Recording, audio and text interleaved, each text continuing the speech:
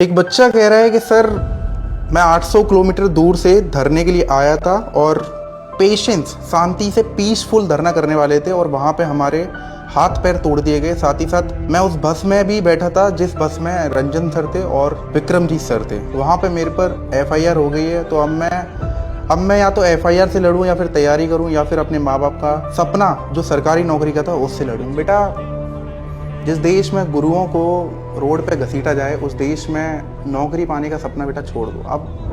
अब चीज़ें उस कदर संभल नहीं रही हैं। अब यहाँ पे अगर देखोगे ना तो संसद में आपके समोसे के बयान हो रहे हैं, बट SSC के बारे में कोई नहीं बात कर रहा है, कोई भी नहीं बात करेगा। जिस देश में सरकारी स्कूल बंद हो रहे हो, जिस देश में 20-20 हज़ार सरकारी स्कूल बंद हो जाएं, जिस देश में हर 1 किलोमीटर पे ठेका खुल सकता है बट हर 1 किलोमीटर पे सरकारी स्कूल नहीं खुल सकता, उस देश की एजुकेशन व्यवस्था किस कदर जा रही है, कहाँ जा रही है और कौन सी जगह जा रही है आप समझ सकते हैं। फॉर्म भरने के बाद आपको देखने को मिलता है 800 किलोमीटर सेंटर गया है और वहाँ पे जाने के बाद 3 दिन की ट्रेन में सफ़र धक्के मुक्के खाने के बाद वहाँ पे आपको पता चलता है आपका पेपर हो गया कैंसिल। और अगर पेपर होता भी है तो धांधलेबाजी से हो रहा है। गुरुओं को रोड पे घसीटा जा रहा है, FIR दर्ज करी जा रही है। संजीव सर को अभी हाथ में मैंने देखा था उनका वीडियो के, उनके हाथ में बहुत ज़्यादा चोट आई थी।